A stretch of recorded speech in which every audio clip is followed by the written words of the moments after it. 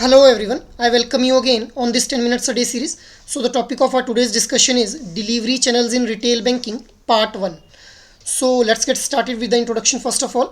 सो देखिए, एक delivery channel किसी भी बैंक के लिए एक ऐसा मैकेनिज्म है जिसके थ्रू एक कस्टमर जो है वो बैंकिंग सर्विसेज को एक्सेस कर सकता है, ट्रांजैक्शंस को कनेक्ट कर सकता है और बैंक के साथ इंटरेक्ट करता है. मतलब एक कस्टमर जो भी बैंकिंग के प्रोडक्ट और सर्विसेज हैं उनको एक्सेस करने के लिए इन डिलीवरी चैनल्स का यूज़ करेगा. फंड्स को जमा करवाने के लिए या फंड्स को विड्रॉ करवाने के लिए किसी भी तरह की जो ट्रांजैक्शन की जाएगी वो इन डिलीवरी चैनल्स के थ्रू ही की जाएगी. और इसके अलावा एक बैंक के साथ जब भी एक कस्टमर को कोई इशू अरेज हो जाता है या फिर कोई क्वेरी रहती है तो उसके लिए बैंक के साथ जब उसने इंटरेक्ट करना है तब भी इन्हीं डिलीवरी चैनल्स का जो है वो यूज़ किया जाएगा. अब देखिए, एक बैंक के लिए जो मेजर किसी भी बैंक या फिर किसी भी ऑर्गेनाइजेशन के लिए जो मेजर ऑब्जेक्टिव रहता है that is to achieve profit and growth for the organisation. और इसको अचीव किया जा सकता है with the help of customer satisfaction. और कस्टमर को सेटिस्फाई किया जा सकता है अगर उनको उनकी नीड के अकॉर्डिंग जो है चैनल को जो है वो ऑप्टिमाइज़ कर दिया जाए उनकी नीड के अकॉर्डिंग. मतलब जिस चैनल के थ्रू उस प्रोडक्ट और सर्विसेज को एक कस्टमर अवेल करना चाहता है उसी चैनल के थ्रू उसको उस प्रोडक्ट या सर्विसेज को अवेल करवाया जाए. अब देखिए, channel experience optimising channel mix. मतलब चैनल मिक्स को किस तरह से ये जो चैनल एक्सपीरियंस है ये ऑप्टिमाइज़ करने का काम करता है. सो हम लोग देखते हैं हमारे पास दो अप्रोचेज रहती हैं, मल्टी चैनल डिस्ट्रीब्यूशन अप्रोच और बेस्ट फिट अप्रोच. सो देखिए, the practice adopted by most banks for total customer experience. अलग अलग चैनल्स के थ्रू जो है अगर हम एक कस्टमर को प्रोडक्ट्स और सर्विसेज प्रोवाइड करवा पाएंगे so it will be a total satisfaction for the customer itself.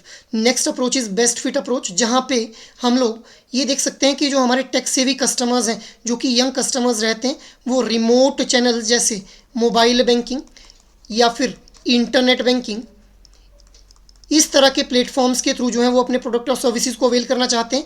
But जबकि जो कंजर्वेटिव कस्टमर्स हैं वो रिमोट चैनल्स को प्रेफर नहीं करते हैं. कई बार हम लोग देखते हैं क्योंकि कंजर्वेटिव कस्टमर्स के अंदर हम लोग जनरली उन ट्रेडिशनल कस्टमर्स को मानते हैं जो काफ़ी पुराने टाइम से ओल्ड एज जनरेशन जनरली जो आज की डेट में देखी जा रही है वो अभी भी फिजिकल ब्रांचेस को जो है वो विजिट करना प्रेफर करते हैं rather than this mobile and internet banking platforms. So ये हम लोगों ने समझा कि किस तरह से जो चैनल का मिक्स है उसके थ्रू एक चैनल के एक्सपीरियंस को बेटर किया जा सकता है. मूविंग अहेड, अब हम बात करते हैं कुछ डायरेक्ट चैनल्स के बारे में. So first of all we will be discussing about branch itself. So first जो डायरेक्ट चैनल के अंदर हम लोग डिस्कस करेंगे that is branch. So research has shown that preference for a brick and mortar format has reigned the supreme. मतलब ये जो brick and motor format है दैट इज़ हमारी जो ट्रेडिशनल अप्रोच है उसने जो है वो अभी भी सुपीरियरिटी जो है वो मेंटेन की हुई है विद रिस्पेक्ट टू अगर हम फिजिकल या डायरेक्ट चैनल्स की बात की जाए. सो यहाँ पे हम लोग देखते हैं कि देखिए, एक जो ये ब्रांच है it instils the confidence with the help of tangibility. मतलब एक कस्टमर को बैंक की ब्रांच में विजिट करके एक टेंजिबिलिटी का एक्सपीरियंस महसूस होता है. इसके अलावा it helps to build relationship with the customers क्योंकि यहाँ पे हम लोगों को डायरेक्ट कम्युनिकेशन देखने को मिलती है. So there is better understanding of customer needs. इसके अलावा स्टाफ के साथ भी जो एक कस्टमर की बॉन्डिंग हो जाती है सो वहाँ पे भी एक लॉयल्टी फैक्टर जो है वो क्रिएट हो जाता है. नेक्स्ट इज़ ब्रांच लेआउट और एम्बियंस जो है वो जनरेट्स फील गुड फैक्टर. अब जैसे ही अगर आप लोग आजकल देखते हैं हम लोग के ब्रांचेस जो हैं वो ट्रेडिशनल ब्रांचेस की तरह नहीं रह गई हैं. अब धीरे धीरे ब्रांचेस को जो है वो मॉडिफाई किया जा रहा है. कई ब्रांचेस के अंदर आप लोगों को देखने को मिलेगा कि कॉफ़ी बार्स वगैरह जो है वो इंस्टॉल किए जा रहे हैं. सो वहाँ पे हम लोग देखते हैं कि वो एक फील गुड फैक्टर जो है वो कस्टमर के अंदर जनरेट करती है. मूविंग अहेड, नेक्स्ट हम बात कर लेते हैं ब्रांच लेआउट के बारे में. So branch layout is the system of locating the various service facilities within the branch in order to deliver the most convenient service. अब ब्रांच लेआउट का मतलब क्या है कि जैसे आप लोग जब भी किसी ब्रांच में विजिट करते हैं तो बाहर आप लोगों को जो है वो एक सिक्योरिटी गार्ड देखने को मिलता है.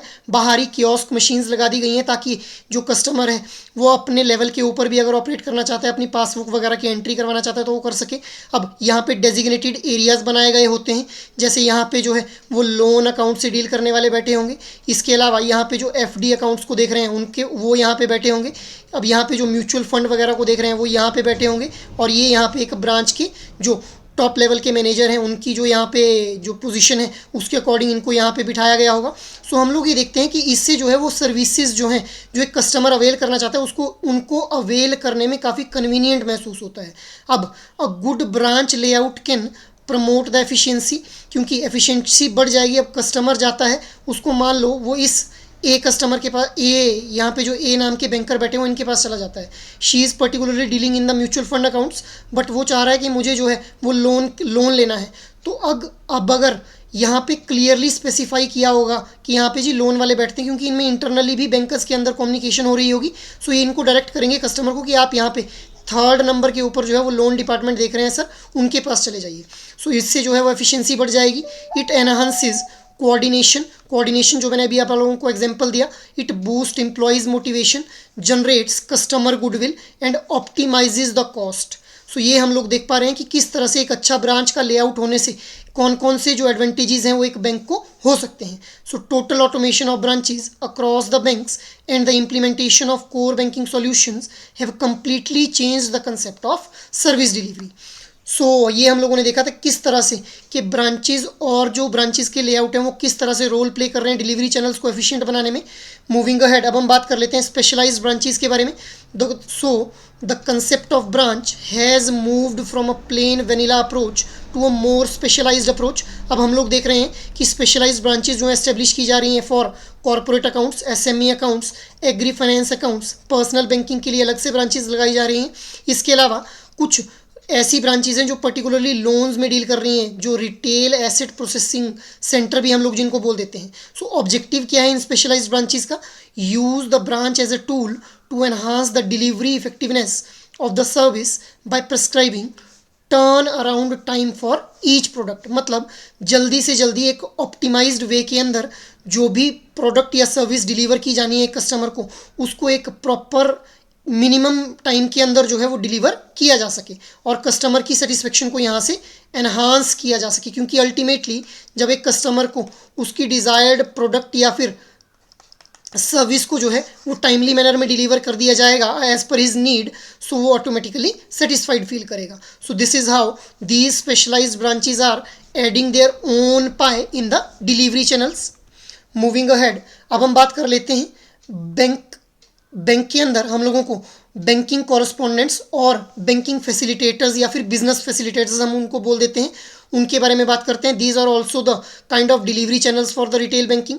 सो banking correspondents and banking facilitators are two banking intermediaries promoted by RBI through its guidelines in 2006। अब आरबीआई के द्वारा 2006 के अंदर अपनी गाइडलाइंस के अंदर इन बैंकिंग कॉरेस्पॉन्डेंट्स और बिजनेस फैसिलिटेटर्स को जो है वो इनकॉर्पोरेट किया जाता है एज अ बैंकिंग इंटरमीडियरी। अब ये जो बैंकिंग कॉरेस्पॉन्डेंट्स हैं, these can undertake the transactions on the behalf of bank and act as a agent for the bank. जबकि ये जो बैंकिंग फैसिलिटेटर्स हैं, those are permitted to refer the clients but they cannot personally do the transaction. This is the major difference जो कि आप लोगों ने ध्यान में रखना है कि बैंकिंग कॉरेस्पॉन्डेंट्स और बैंकिंग फैसिलिटेटर्स में क्या डिफरेंस है। अब हम लोग इसकी एडवांटेजेस की बात कर लेते हैं। So there is no need to create a new infrastructure to the bank, क्योंकि ये लोग जो हैं वो लोकलाइज्ड पर्सनस होते हैं basically. So it helps to achieve financial inclusion, maximum लोगों तक जो है वो बैंकिंग प्रोडक्ट्स और सर्विसेज को पहुंचाया जा सकता है। Facilitates door step banking, better quality of assets as the customers are known to local NGOs and post office etc. Banking correspondents undergo mandatory certifications, hence quality of service delivery is ensured. Now try to answer out this question in your comment box guys. Which of the following statements regarding banking correspondents and banking facilitators are incorrect? Banking correspondents and banking facilitators were promoted by RBI in 2006. Banking correspondents can undertake transactions on the behalf of bank while banking facilitators cannot. Your options are 1 only, 2 only, both 1 and 2, neither 1 nor 2. So try to answer out this question in your comment box. अब last session में मैंने आप लोगों से question पूछा था, which of the following statement regarding price in the marketing mix for a retail bank are correct?